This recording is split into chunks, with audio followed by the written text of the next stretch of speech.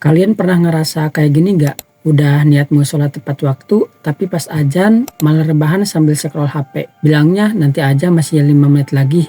Taunya kelewatan. Atau waktu mau belajar gitu, baru buka buku dikit gitu, langsung buka HP, terus bilang istirahat bentar aja ah. Akhirnya malah keasikan nonton video sampai lupa waktu. Kita itu pengen banget gitu berubah jadi orang yang rajin, pengen waktu kita produktif. Tapi setiap mau mulai, rasa malas itu datang lagi gitu. Ternyata kalian gak sendirian, hampir semua orang pernah ngalamin fase dimana semangatnya naik turun. Kadang produktif banget, kadang males banget, kadang rajin banget ibadah, kadang putur ngerasa jauh dari Allah, gak semangat buat berbuat baik gitu. Tapi teman-teman, kalau rasa malas itu dibiarkan terus, pelan-pelan dia bisa jadi penyakit berbahaya. Kenapa? Karena malas itu bukan cuman bikin kamu gak produktif, tapi bisa bikin kamu jauh dari Allah Subhanahu wa Ta'ala, bisa bikin kamu lalai dalam beribadah kepada Allah Subhanahu wa Ta'ala. Dan tentu itu bukan ciri seorang mukmin sejati. Bayangin aja kalau kamu malas bersih-bersih, malas belajar, malas kerja, malas ngaji, bahkan malas sholat, hidup kamu bakal kebentuk dari kebiasaan itu. Lama-lama rasa malas itu jadi karakter yang nempel di diri kamu, bikin kamu susah berkembang dan jauh dari keberkahan. Di dunia kamu bakal kalah sama orang yang rajin, yang terus berproses, sedangkan di akhirat kamu akan rugi karena ibadah kamu berantakan. Allah udah janji di dalam Al-Quran, sesungguhnya Allah tidak akan mengubah nasib suatu kaum sampai mereka mau mengubah apa yang ada pada diri mereka sendiri. Quran Surat Ar-Ra'd ayat 11. Jadi kalau kamu terus pelihara rasa malas, jangan heran kalau masa depan kamu gak berubah, karena kamu sendiri yang gak mau berubah. Makanya dalam Islam, rasa malas itu bukan cuma hal sepele. Rasulullah SAW berlindung kepada Allah dari sifat malas. Dalam salah satu doanya beliau berucap, Allahumma inni a'udzubika minal hammi wal ahzan wal ajzi wal kasal. Ya Allah, aku berlindung kepadamu dari kesedihan, dari rasa lemas, dari rasa lemah, dan dari sifat malas. Hadis riwayat Bukhari dan Muslim. Artinya apa? Kalau Nabi aja minta perlindungan dari sifat malas, berarti ini bukan masalah ringan. Dan di zaman sekarang, jujur aja, penyakit malas itu udah kayak wabah yang menyebar di mana-mana. Banyak anak remaja yang pengen hasil cepat tanpa usaha panjang, pengen sukses tapi gak mau capek, pengen punya hidup enak tapi gak mau berjuang, pengen dekat sama Allah tapi sholat aja sering ditunda. Semua serba pengen instan, padahal hidup itu bukan cuma kayak ngetik tombol langsung jadi. Rasa malas itu pelan-pelan bikin kita kehilangan arah, bikin otak tumpul, hati kosong, dan iman makin kering. Coba deh pikir, kalau dari remaja udah jadi kebiasaan malas, gimana nanti waktu tanggung jawab hidup makin besar? Nah, kalau kamu sekarang lagi ngerasa stuck, pengen berubah tapi kayak selalu ditarik rasa malas, yuk kita bahas bareng. Kali ini saya mau ngajak kamu memahami 4 cara menghilangkan rasa malas menurut ajaran Islam. Yang insya Allah 4 hal ini bukan cuma teori, tapi insya Allah langkah nyata yang bisa kamu praktekin dari sekarang.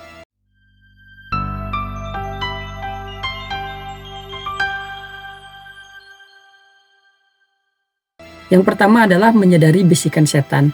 Kamu tahu gak, rasa malas itu bukan cuma perasaan biasa, tapi salah satu senjata setan buat menjauhkan kamu dari kebaikan. Setan itu gak selalu nyuruh kamu berbuat dosa secara langsung. Kadang dia cuma bikin kamu menunda-nunda. Contohnya kayak gini nih, kamu udah niat gitu bangun malam buat tahajud, tapi setan bisikin tidur lagi aja, masih jam 3, nanti juga bisa bangun lagi. Begitu buka mata, waktu udah subuh. Atau kamu udah mau buka mushaf gitu buat ngaji, tiba-tiba kepikiran coba buka Instagram bentar aja, dan akhirnya ngajinya gak jadi gitu. Itulah cara halus setan. Dia gak nyuruh kamu buat berhenti, dia cuma nyuruh kamu buat menunda. Dan kalau kamu terus-terusin nurutin bisikannya, lama-lama kamu bakal terbiasa menunda semua hal baik. Allah Subhanahu wa Ta'ala udah ngingetin kita di dalam Al-Quran, sesungguhnya setan itu adalah musuh bagimu, maka jadikanlah ia sebagai musuh. Quran Surat Fatir ayat 6. Artinya kalau kamu sadar rasa malas itu bukan cuma dari diri kamu sendiri, tapi juga dari bisikan setan, kamu bisa lawan dengan kesadaran. Jadi setiap kali rasa malas datang, langsung bilang aja di dalam hati, ini pasti bisikan setan, aku gak mau dikalahin. Lalu lawan dengan gerakan-gerakan kecil, berdiri, ambil wudhu, ubah posisi duduk, atau ngapain apa aja deh, asalkan jangan tiduran. Karena kuncinya cuma satu, jangan dilawan dengan tiduran, tapi lawan dengan tindakan. Semakin sering kamu lawan, semakin kecil pengaruh setan ke hati kamu. Dan semakin kuat kamu, semakin lemah setan dalam menggoda kamu. Cara yang kedua adalah konsisten kerjakan dari hal kecil dulu. Saya pernah ngerasa banget gimana susahnya lawan rasa malas. Apalagi kalau udah urusan masalah ibadah gitu. Kadang alarm sudah bunyi tapi badan rasanya berat banget buat bangun. Atau udah niat mau baca Al-Quran tiap hari tapi ujung-ujungnya cuma jadi rencana di kepala. Tapi pelan-pelan saya sadar rasa malas itu gak akan hilang kalau kita nunggu semangat datang dulu. Kalau kita nunggu mood dulu.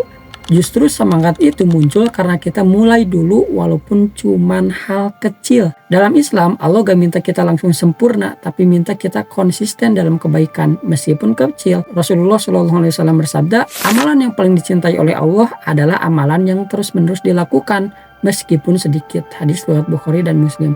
Artinya daripada maksa diri kita buat langsung berubah total, mending mulai dari langkah kecil tapi terus dijaga gitu. Karena dari situ Allah akan tambahkan keberkahan dan kekuatan buat kita terus maju. Artinya melakukan hal kecil secara konsisten dulu aja gitu. Misalnya kamu punya target pengen rajin baca Al-Quran. Cukup baca 1 ayat aja tiap hari gitu. Gak usah langsung 1 juz, gak usah. Atau pengen kamu belajar, bisa banget kamu mulai dari baca buku 1 halaman dulu. Jangan langsung 1 materinya langsung, karena kalau disekalikan nanti bakal ngerasa berat dan akhirnya malah berhenti di tengah jalan. Karena otak dan hati kita tuh butuh adaptasi dulu sama kebiasaan baru. Kalau kamu maksa langsung banyak, semangat kamu bisa cepat habis. Tapi kalau kamu pelan-pelan 1 ayat, 1 halaman, lama-lama jadi kebiasaan yang ringan. Dari situ kamu mulai ngerasa nyaman, bahkan kalau gak ngelakuin jadi ada yang kurang gitu. Itulah kekuatan dari konsisten kecil. Pelan tapi pasti, kamu akan tumbuh tanpa sadar. Dan dari yang kecil itulah Allah bakal tambahin keberkahan dan kemudahan. Ingat, orang yang rajin bukan yang gak pernah malas, tapi yang tetap jalan walaupun malas datang berkali-kali. Dan setiap kali kamu berhasil lawan malas, sekecil apapun, Allah lihat itu sebagai perjuangan. Jadi terus aja melangkah, pelan gak apa-apa, asal gak berhenti. Karena di dalam Islam, yang Allah nilai bukan seberapa cepat kamu sampai, tapi seberapa sabar kamu terus berjuang di jalan perubahan, di jalan kebaikan. Cara yang ketiga adalah mencari teman yang soleh. Ada satu kisah menarik dari zaman Rasulullah SAW yang nunjukin betapa besar pengaruh teman terhadap diri seseorang. Dulu ada seorang pemuda bernama Uqbah bin Abi Mu'ayth. Awalnya dia termasuk orang yang baik, bahkan pernah duduk mendengarkan langsung dakwah Nabi Muhammad SAW. Hatinya sempat luluh dan hampir masuk Islam. Tapi sayangnya dia punya sahabat dekat bernama Ubay bin Khalaf, salah satu musuh besar Islam waktu itu. Ketika Ubay tahu temannya mulai tertarik dengan ajaran Nabi, dia marah besar dan bilang, aku gak akan temenan lagi sama kamu sebelum kamu datang ke Muhammad dan meludahi wajahnya. Dan tragisnya Uqbah yang takut kehilangan teman, dia takut kehilangan Ubay yang tadi, benar-benar nurutin perintah itu. Akibatnya dia mati dalam keadaan kafir dan termasuk orang-orang yang celaka di perang Badar. Dari kisah tersebut menunjukkan bahwasanya teman itu punya pengaruh luar biasa besar di dalam hidup kita. Kamu mungkin niat berubah, tapi kalau teman kamu masih doyan rebahan, nongkrong tanpa arah, atau ngeremehin waktu, 100% kamu bakal ikut terbawa. Sebaliknya, kalau kamu dikelilingi orang-orang yang rajin, yang semangat, cinta ilmu, dan taat sama Allah, kamu bakal ketularan energi positif mereka. Pernah dengar pepatah ini gak? Kalau kamu berteman dengan pandai besi, kamu akan ikut bau asapnya. Tapi kalau kamu berteman dengan penjual minyak wangi, kamu akan ikut harum baunya. Itu bukan cuma pepatah, tapi pelajaran sosial yang diajarkan oleh Nabi Muhammad SAW. Dalam hadis riwayat Bukhari dan Muslim, Rasulullah SAW bersabda, perumpamaan teman yang baik dan teman yang buruk adalah seperti penjual minyak wangi dan pandai besi.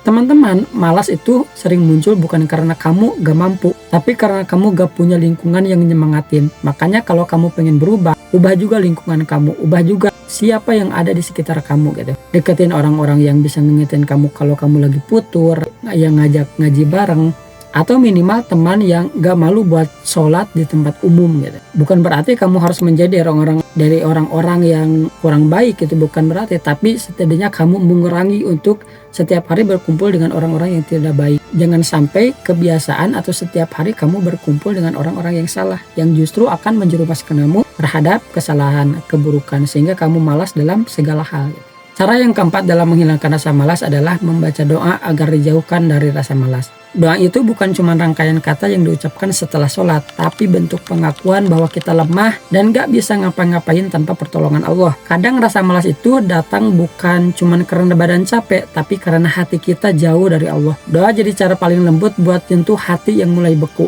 Saat kamu berdoa minta semangat, minta kekuatan buat lawan rasa malas, itu tandanya kamu sadar bahwa cuma Allah yang bisa gerakin hati kamu buat berubah. Dan yang luar biasa dari doa, dia bisa jadi afirmasi yang menghidupkan jiwa.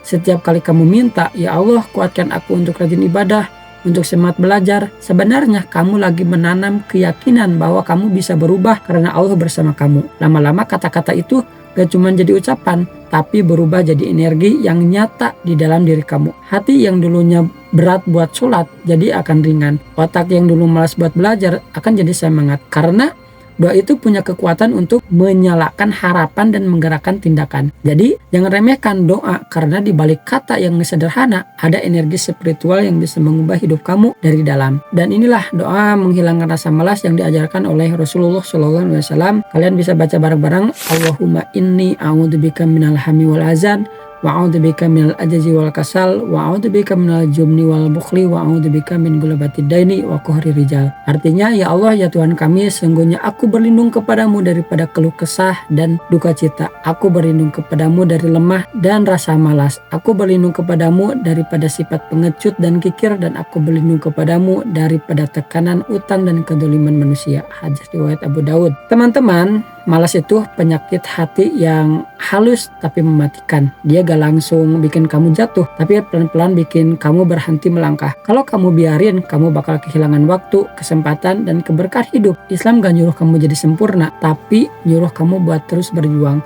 Karena yang Allah lihat itu bukan hasilnya, tapi usahamu buat tetap bangkit setiap kali kamu jatuh. Jadi kalau kamu hari ini ngerasa malas banget, jangan langsung nyalahin diri sendiri. Bangkit pelan-pelan saja. Lawan setan yang bisikin kamu buat rebahan. Jika kamu suka dengan video ini, jangan lupa di like, comment, and share, dan subscribe. Terima kasih.